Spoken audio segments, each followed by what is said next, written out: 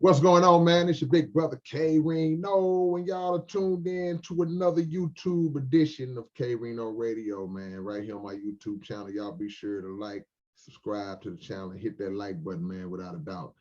As y'all can see, I got this guy over here, man. I got this guy on tonight. He over there in the shade, laying low in the shade, man.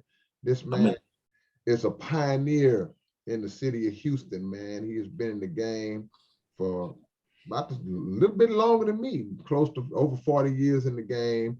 South Park Coalition pioneer, DJ, rapper, promoter.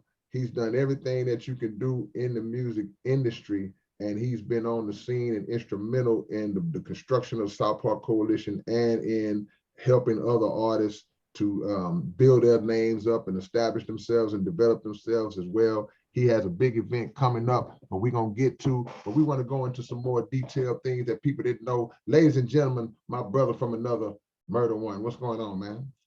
Murder One is in the building. I done everything instead of pull a rabbit out of hat. Hey, look. I saw him pull. Now he pulled the hat out of the rabbit's mouth. He went in reverse. He did that. Look, this is what we gonna do, man. We gonna take people, because I don't think people have really just, I know everything. That's why I ain't got no notes. But we gonna go into the origins, man. Let the people know, when did Murder One first fall in love with the rap game, and what did you hear? Who did you hear? What was that moment that made you say, man, I'm gonna start doing this myself? It's real simple. The message. That's about what, 79, 80, around that area. Yeah. And then once Run them came out, it was over with. I know what I loved then. Yeah, man. A lot of people got caught up right around the message and Sugar Hill and Curtis Blow and all that, man. So what would you say would be the year that you first picked up the pen and wrote your first lyrics? Well, that's so crazy, because I was basically Radio Raheem back in the day. I didn't write no rhymes. I was walking down the block with a radio on my ear, banging every hip hop music was known to the earth. And I ran into MC Guest and DJ Great. And he was like, I love your voice, man. If you put me in the group, I said, I don't know how to write no rhymes, but yeah, I'll do it. Yeah. And he was writing at the time. He did the first writing. And then I think I first started writing probably 82. Okay, well, you still jumped in there early, but see, look, y'all, he just Murder One just told the world that he came into the game with a ghostwriter. You know what I'm saying? You had to somewhere, man. So, but starting in 82, that's still pretty early. So when y'all came out, because if y'all don't know, MC Guest, that's another rapper out of South Park that's been around in the city since day one. And Murder, yeah, he's known as Victor Slick now.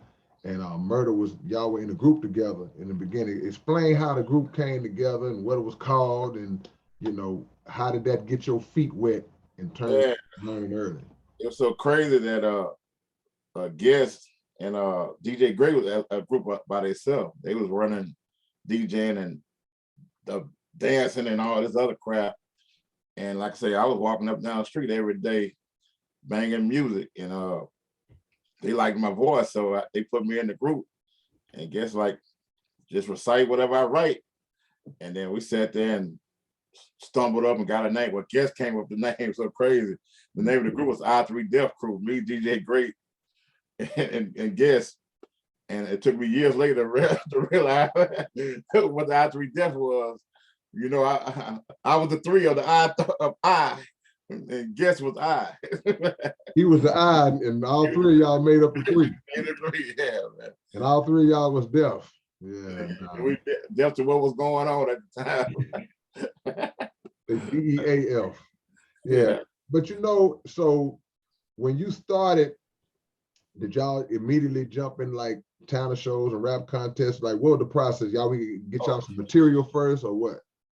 No, we started. We done like everybody else. Got an RCA mic, plugged it on the wall, started recording our rhymes and hitting talent shows. Yeah.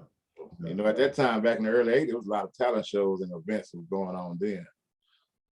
The crazy part about it is, that scene was so strong, like you said back then. It was all kind of cats. That's when you got a chance to really see other parts of the city instead of just in South Park in the neighborhood.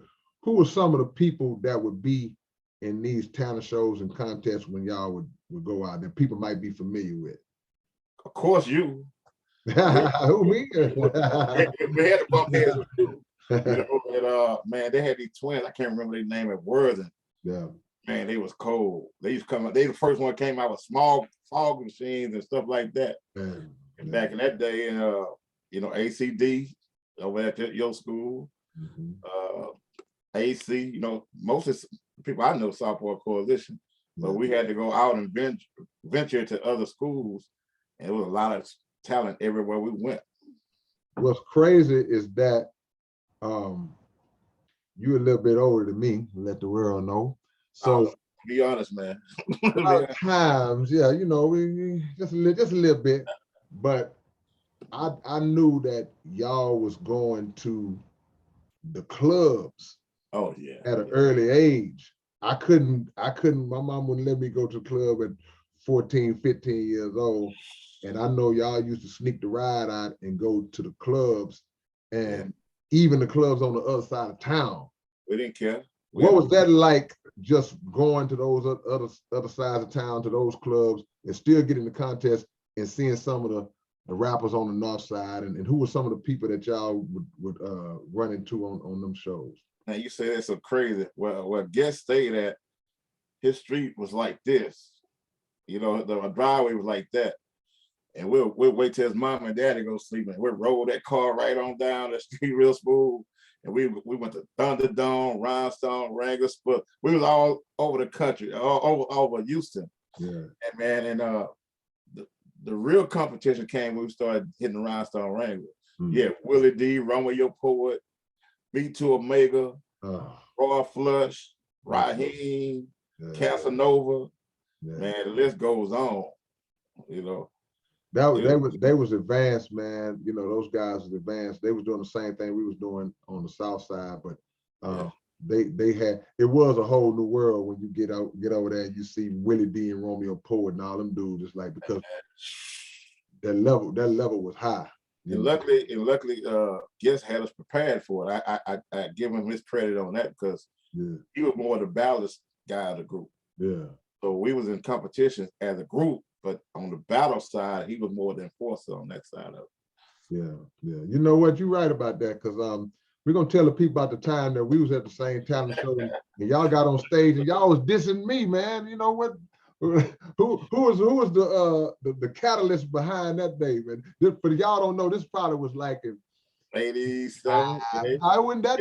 No, you're right. 85, right? 85, 86, somewhere up in there. Yeah, during the real chill days like that. Like I say, I was the DMC of the group. so Ron was the hothead. So you already know who Ron was. The eye of the group was the one ready. But you know, that was the climate back then. You know, because it was a competition. Even when you go to a talent show, it wasn't just a talent show. All the rappers in there was side-eyeing each other, like, you know, because everybody wanted to prove that it was the best. You know? For you to say that, that's how Guess went at you. Yeah. We were sitting on the stage, you know, I'm going with I can't do the stuff he was doing. Yeah. So I'm going with the program, and I look at him, we looking at you on stage. He went up there and changed the whole dynamic of the game. So I'm sitting there like, I don't know what to do, but I'm just following whatever he did. Yeah. I mean, that was the good old days, man. And like, because we had already performed, so we couldn't even get no get back. We was like, oh man, he got it. You know, I remember like trying to hunt him down in at the spot. I couldn't catch him. But we gone by that time. but that was the thing, man. You know, everybody wanted to show everybody that they was the best in the game. Now, when me and you started hanging out, because me and you got tight after me and Nip battled. Right. Back in '87, we met at the battleground, and then when me and Nip battled, that brought the Jones rappers and the Sterling rappers to the two high schools, y'all. Right. That brought them together. And we all just got cool after that. And then, you know, the thing about Murder One, what was different from all the rest of us at that time is that back in that time, around the time I first met him, he was the only person that had a car. You know what I'm saying? I think AC got a car later, but so Murder would come and pick me up, and we would just be everywhere in the world. Headhunting around this bad boy. Yeah, you know, a little bit of everything, you know, but it was crazy because I was, like I say, I really couldn't really go play, especially on school nights and stuff like that. So when I first started rolling with you, that was my first time being able to kind of go to the clubs on a regular basis, you know, because I had a ride there and a ride back. Tell us about, as we move into the midnight hour days, the Club 808, Club Infinity Boomerang days. What was that like? Because I know people don't realize that you was a DJ too back in the day. Well, by hanging out at the Rhinestone Wrangler, I got close to Steve Fournier and RP Cole. And so in the I3 Def, we all DJed. The great taught us how to use the turntables. Guests know how to DJ. I know how to DJ. So I kept messing with Steve. Steve, the nice RP ain't that Steve let me get on the table. Yeah. And so when it came to our neighborhood, to the Infinity 808, and they were about to leave, they opened the door for me, and I started doing the club. Then I did with Ray Barnett, Kerry Barnett. I did the Midnight Hour. I did 808 to Infinity. You know, I was still doing the little house parties. And man, it was great because I didn't know how much power as a DJ had back then. What ran me out of it is dealing with these club owners trying to get paid. And I couldn't handle that no more. I mean, because I felt I done everything they needed me to do for that club from beginning to end, and be getting paid 5 o'clock in the morning. It wasn't right. Yeah, they're getting paid 5 o'clock in the morning, and it might still not be. I'll be short. They owe you. Yeah. You know, I remember when you started DJing, but you know what? Just think about that. This the one thing that I don't remember, you know, because I was right there, you know, because this back in the carry the crates in the club days, but I never really asked you this. How did you build up your record collection?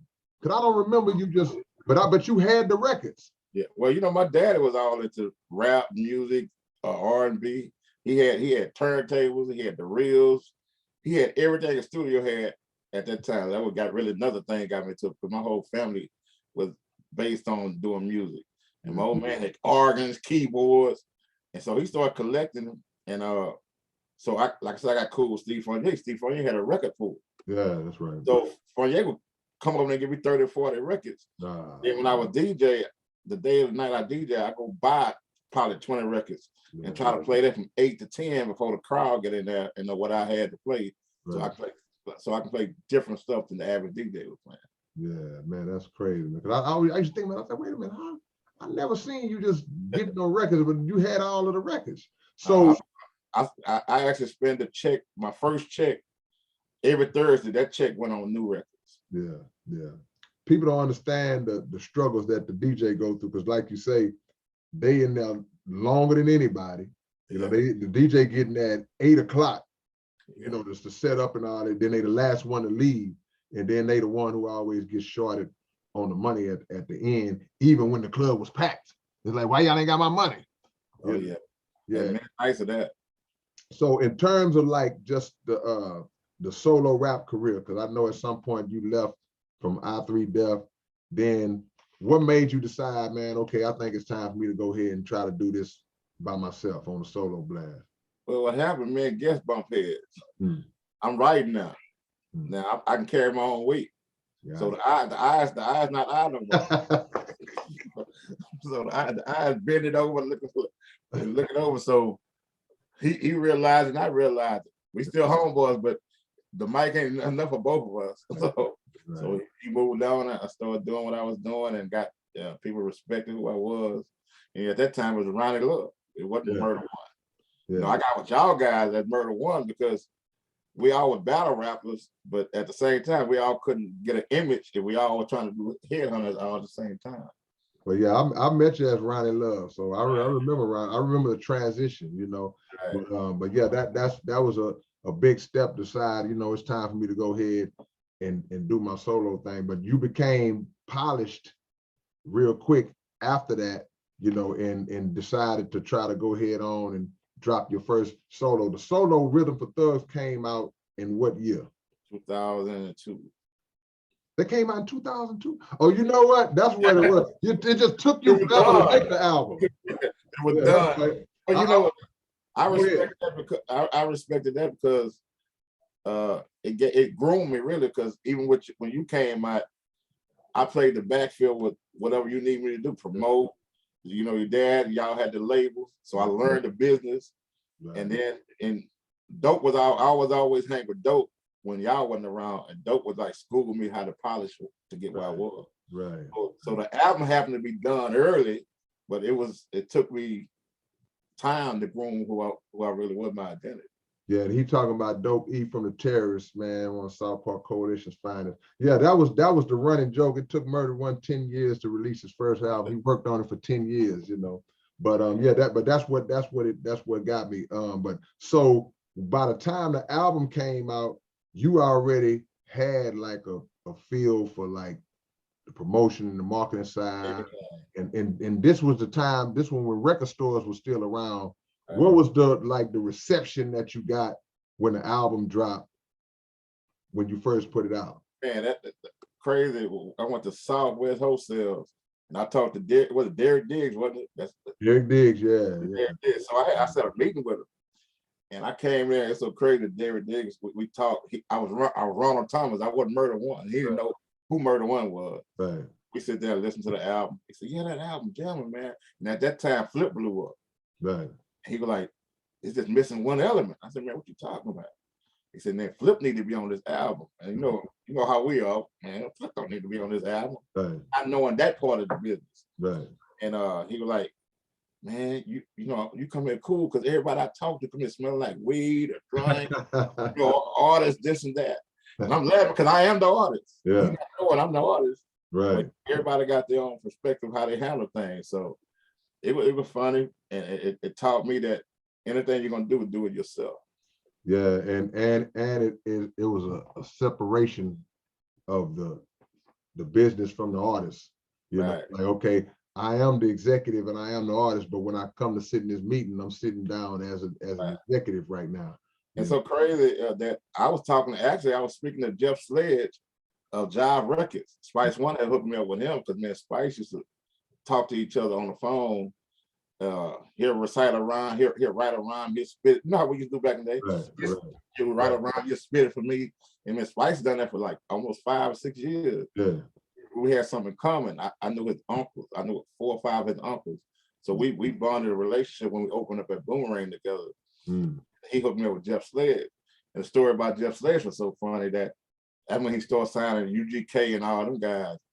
And I mean, me and Jeff would have serious conversation. And he was like, "I ain't gonna lie to you. I don't sign Southern acts." Yeah. So I said, "What you mean?" I said, "You signed UGK." So I didn't sign them, somebody else signed them. Yeah, yeah. And our relationship, our conversation on that ended right there too. Right. You know, things work out for a reason, because I heard Bun B tell the story about when they first signed with Jive, and he said when they signed the contract, KRS-One was in the building, who was also on Jive, and they came out and KRS was like, "Did y'all sign the contract yet?" I was like, "Yeah, we just signed." And KRS was like, "Oh, like you shouldn't have did it," you know. So, you know, everything happens for a reason, you know, because we don't know what direction our career would have took if we would have jumped into the belly of the beast like that. Right. Talk about how being an independent artist, because you started your own label and everything. Talk about starting your label and how being an independent artist outside those labels helped you grow and learn the game more. Well, about starting my own label, I called it Overlook Records. So that tells a whole lot of, I was determined to not let nobody tell me where I'm going with my own career. And I mean, you know, man, you talk, I keep saying it because we've been knowing each other so long. Right. Is we always had this thing, and we lose up because we lost on our own. Right. And so that determined the label thing. And you know, at the time I was bringing a little money in. You know, I had some good money. Right. And I'm always gonna bet on me first. Right. So I'm putting my money where my mouth was. I'm gonna do it. I'm gonna put it where it goes.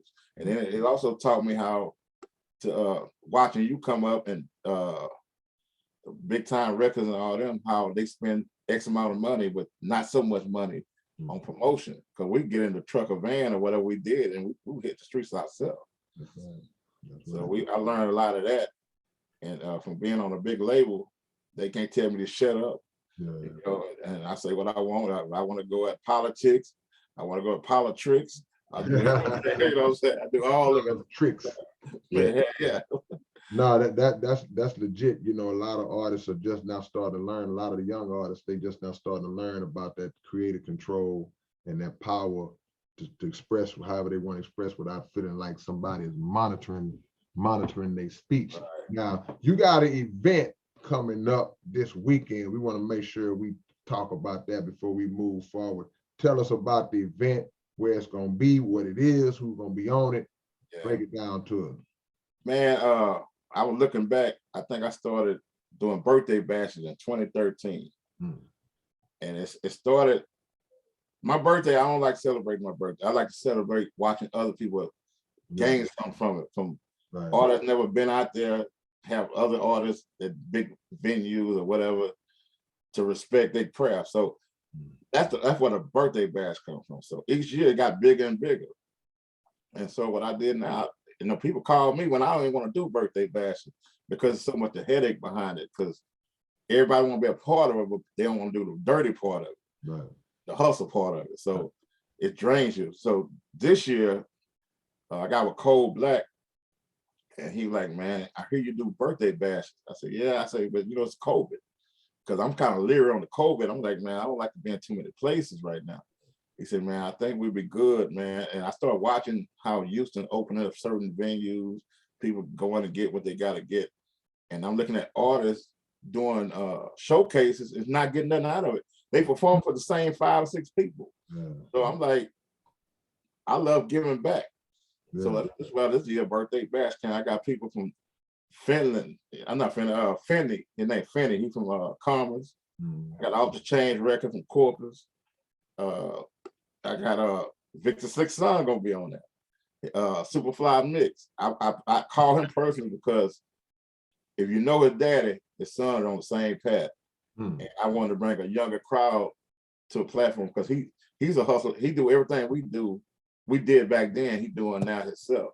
So it was only right for being Big Ump to put him on this situation.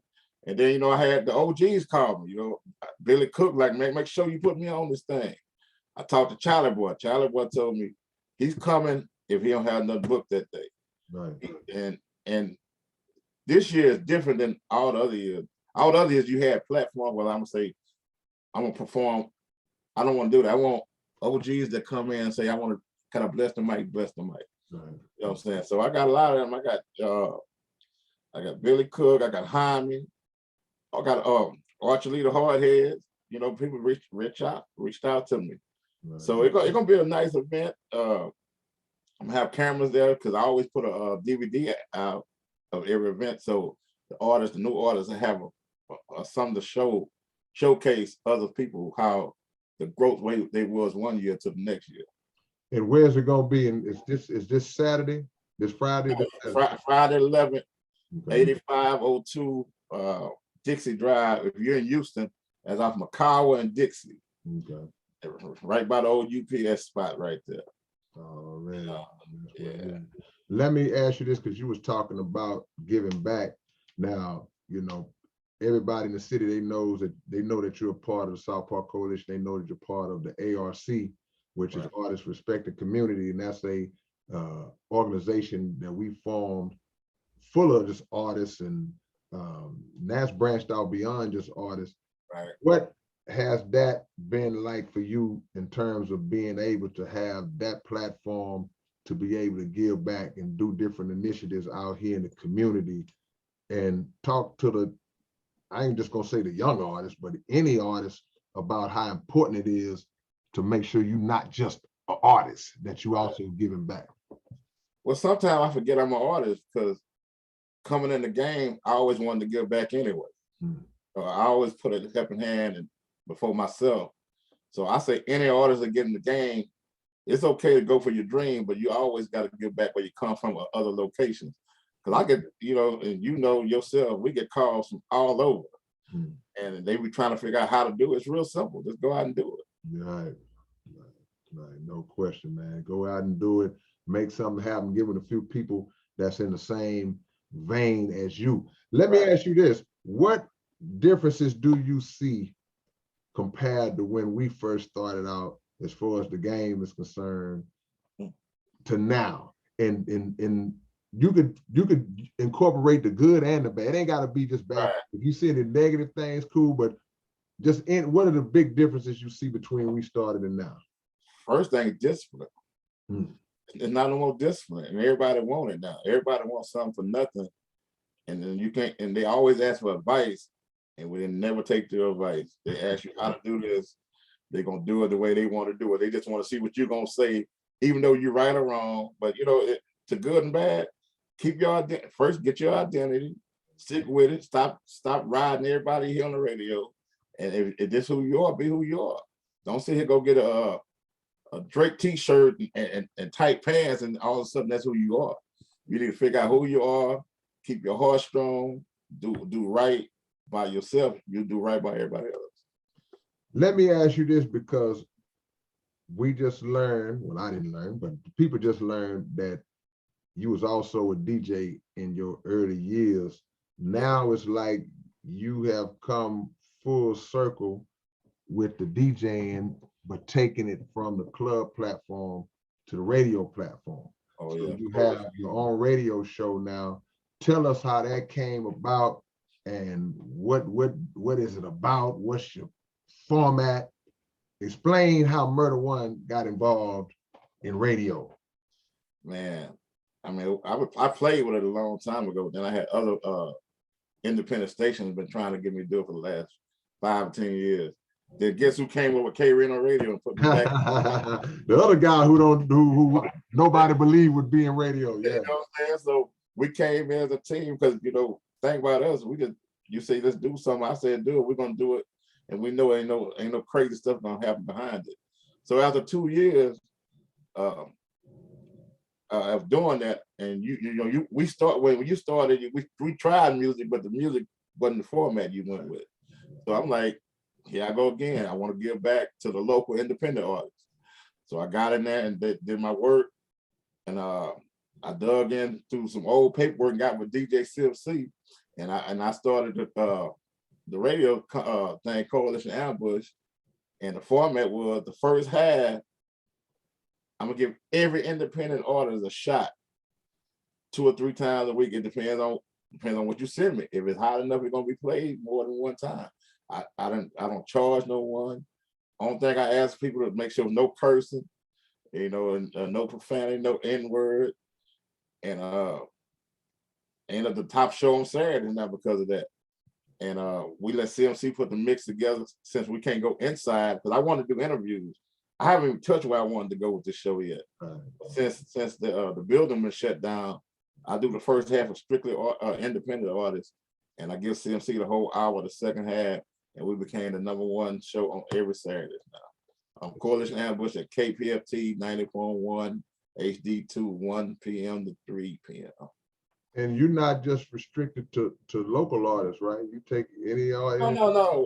What I say local, I mean I should have said independent artists local around the country, because I played stuff from the UK.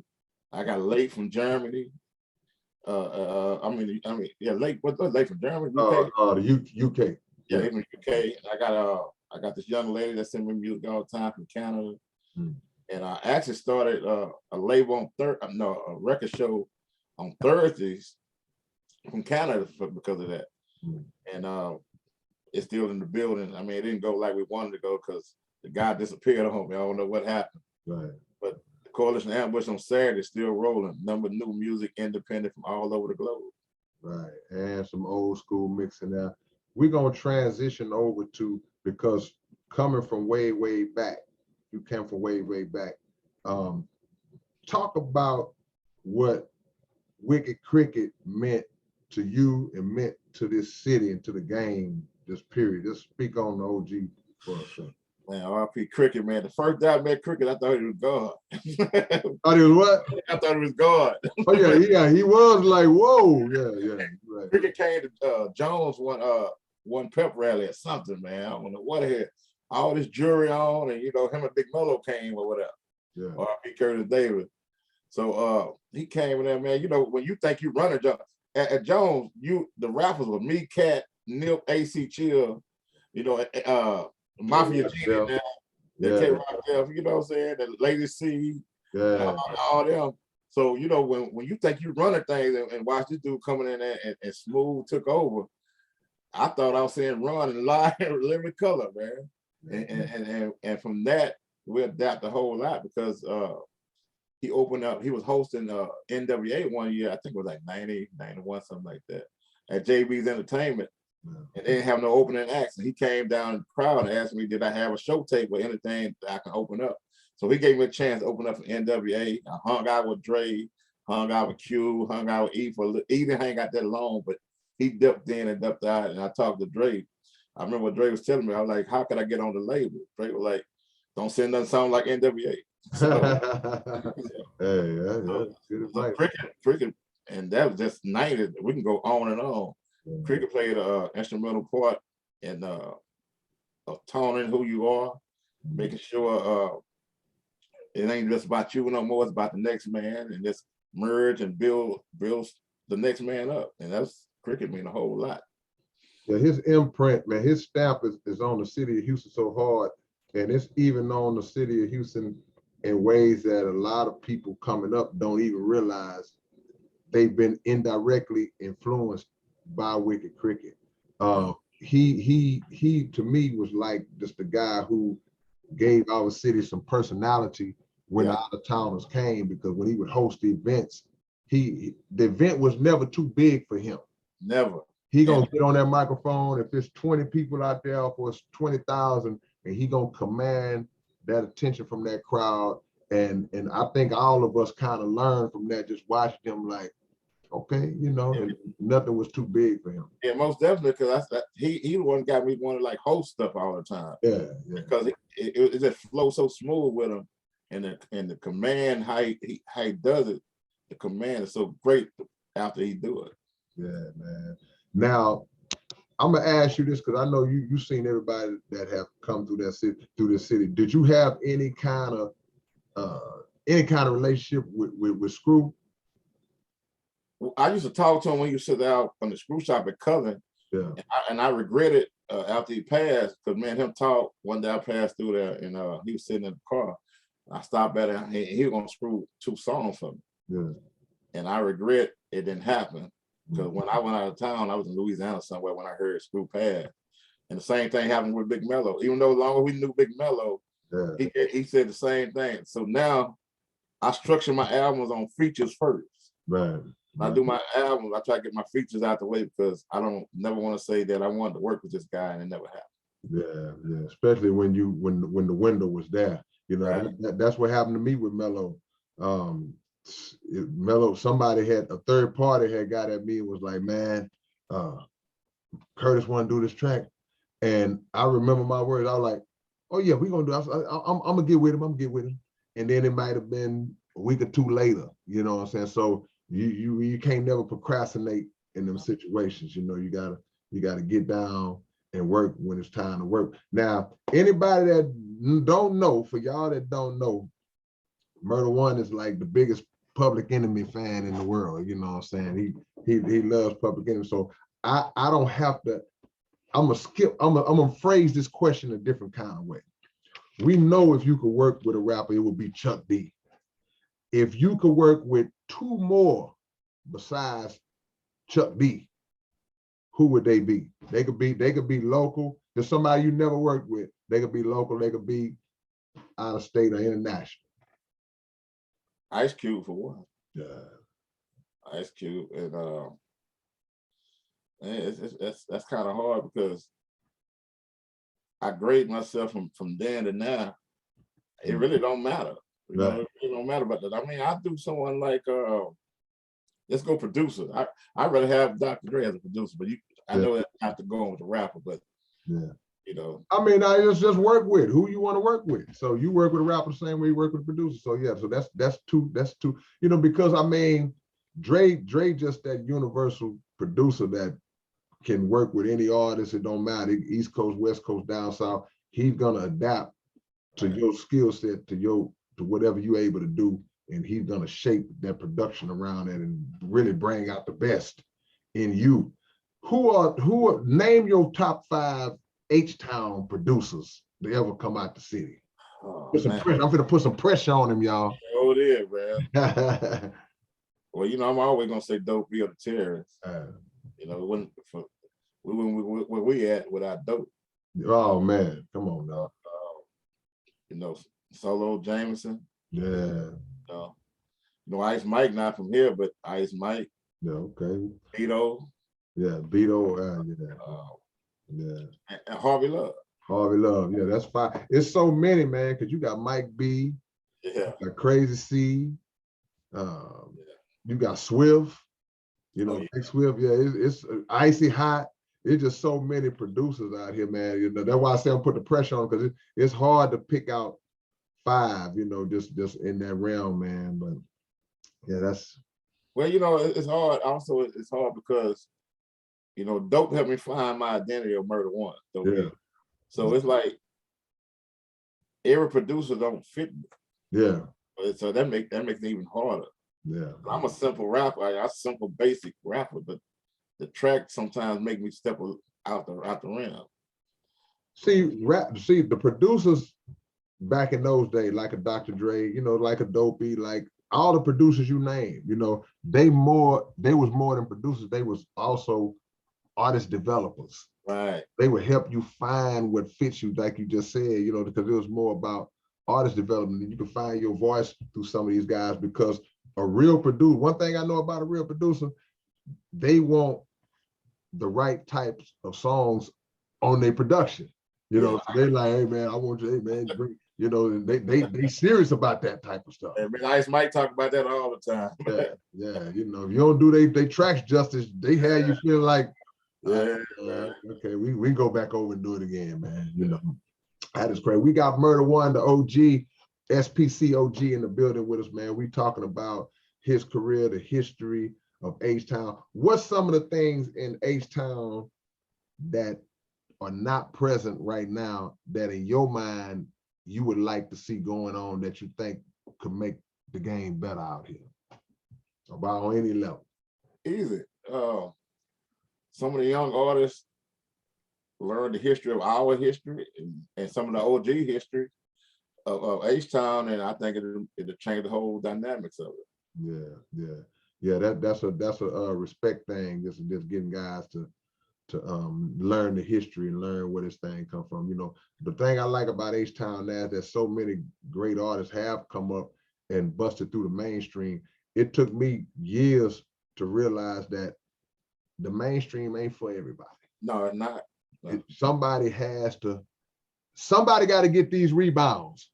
Somebody else got to score the points. Yeah, somebody else got to take the charge and do the dirty work and bring the ball up the court. So our role was different from the role of now you see a Megan or a Travis Scott or somebody on that level who just ascended. And even the people who, and I'm gonna ask you this question, what was it like? Because you remember the times where there was a lot of artists, there was no respect for us in Houston, period, from the mainstream. Then you saw when a lot of artists from Houston started to get major record deals.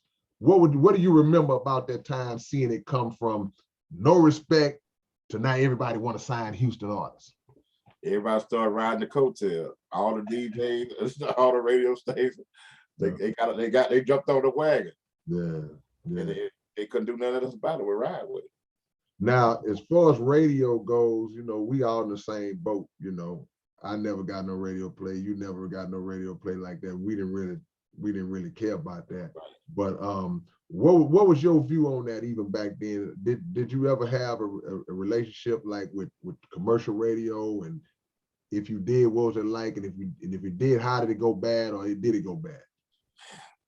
I had a relationship because RP Cola started DJing the radio, and I was up there every time he was on there. I was there. Yeah. And I watched some of the commercials he do. He was showing me different things he did. But at that time, he also transitioned to be a rapper all of a sudden. Yeah. So he didn't give chances to other people because that was his opportunity to be on the radio to play his own song. I remember they was telling him he couldn't play a song because the local artists wasn't getting a chance to get played. It's not looking good. Then your boy, what's the boy name? Man Hatter came and did the same thing when RP left.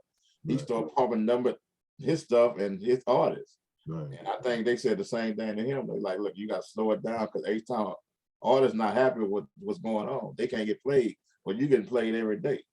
But to RP defense, he had a hit record. Oh yeah, most definitely. That record came out. It was like, see, that goes to show that those executives, they don't always know what they're talking about. Because it's like, okay, I don't care if I work here. You know, if I got a record and they messing with it, that's gonna help the station. Yeah. You know what I'm saying? When RP put that record he had out in the air. Yeah, we was all rocking out to that. I'm gonna ask you a question that people ask me all the time, because you talked about starting your record label up back in the days. Have you ever had it in your mind that, man, one of these days I might start trying to sign me a up and coming artist or try to bring somebody up under me? And if that's something you have ever been interested in, or you just like, nah, I'm just gonna do me? Well, I get them calls all the time. Yeah. You know, for self, I was helping female artists out of San Antonio, and realized they want to be a part of something, but they don't want to be a part of something. But they don't want to listen and take the time to develop. Everybody bigger than what they are now. Every artist come out now bigger than what they think they are. Yeah. And now I wanted to, but you got to listen. Listen and learn. I didn't say I know everything, but I know where the bumps and bruises are gonna come from. And how tough is that? Because it's almost like that's like a parent that's trying to guide a child the right way, and the parent and already walking the steps that the child is getting ready to walk in, but the child don't always want to listen. Oh, mama, oh, daddy, you don't know what you're talking about. You know, so how tough is that when you trying to advise somebody and then they don't pay attention, and then you see them fall into exactly what you told them to be careful about? I see it in my family. It's beyond music. It happens all the time. Yeah. I'm not a wizard like you are, but at the same time, you know, I'm old enough to give you a direction that don't go in that puddle of water. Right. No question, man. Yeah, that's a tough thing because it's so many good art. But I think it's like a numbers game. I think that the more up and coming artists that you come across, you're gonna find that one or two, but you might have to run into 50 of them before you find that one. So my patience ain't good enough. I already know you ain't gonna make it to the 50 because you ain't trying to hear all that. You know, my patience ain't gonna make it up. Yeah.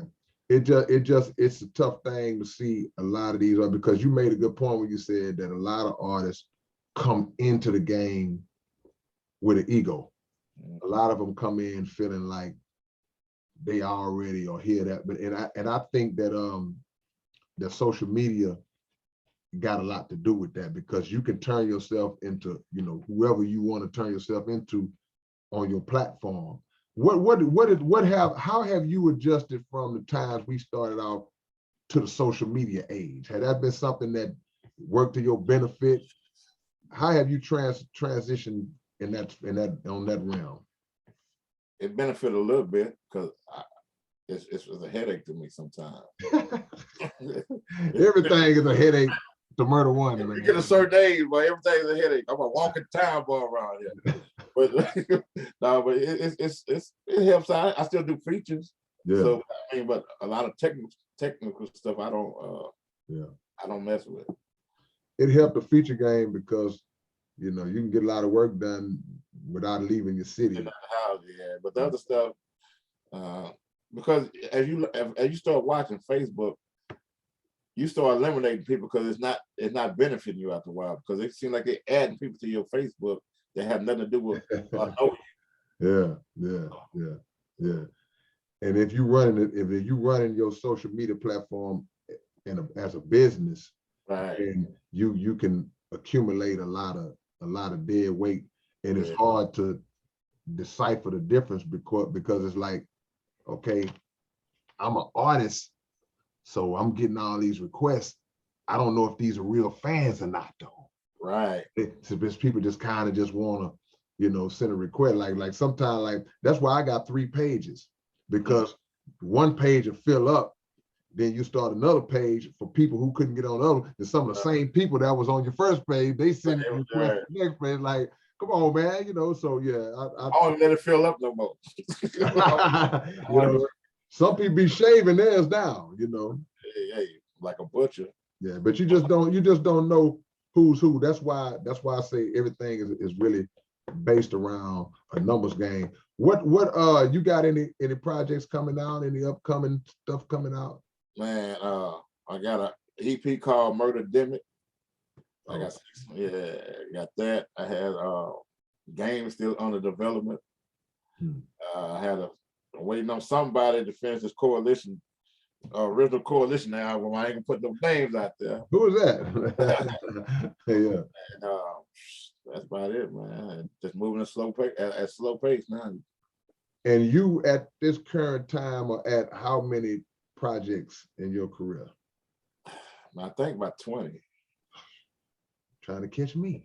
Oh, nah, I ain't gonna know. My track shoes don't even go that far no more. But you gotta understand, you talking about it's not easy to put together a body of work that consists of that much material, that much catalog. So what kept you like motivated to keep wanting to put out that much material? It's mainstream artists don't got 20 albums out.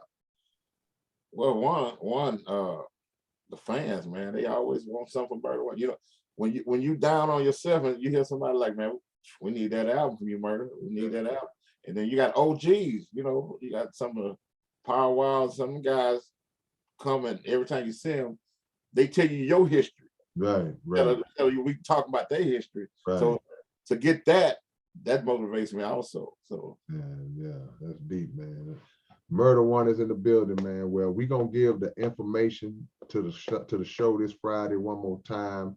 And everybody that's in the city of Houston and everybody in the surrounding areas. Matter of fact, we don't care where you come from. You could be in Australia. If you can make it, come on down to the show this Friday. I seen the homie Sergio from San Antonio. He coming down, you know what I'm saying? Yeah, so that's dope. People gonna already be coming from different areas. Tell us where the show is again, what day, and we'll get it on. We'll make sure to put the link in the description. February 11th, this Friday, 2022, 6502 Dixie Drive. You're in H-Town. It's off 610 McCower and Dixie Drive, 1 block over. Man, Murder One, y'all know what it is. We could have covered a whole lot more history. We could have talked about the destruction of the white cutlass. Yeah. We could have talked about the time the white cutlass got jacked. There's a lot of stuff we could have went into, man. You know what I'm saying? We were following Greg Street that night. Yeah, shout out to Greg Street, man. Hawker for Texas. Yeah, it's a story behind that he don't even know about. You know what I'm saying? Yeah. We was following him. Man, it's all love, man. But man, we appreciate you coming on. And y'all make sure to support anything that guys going. Give me your social media real quick before we dip out. Yeah, M1 SPC Thomas, Murder SPC 86 Instagram, Coalition Ambush every Saturday from 1 p.m. to 3 p.m. KPFT 90.1 HD2. And hey, we got it. There it is, man. Murder One in the building, man. We'll catch y'all when we catch y'all. It's your big brother K-Rino. Peace.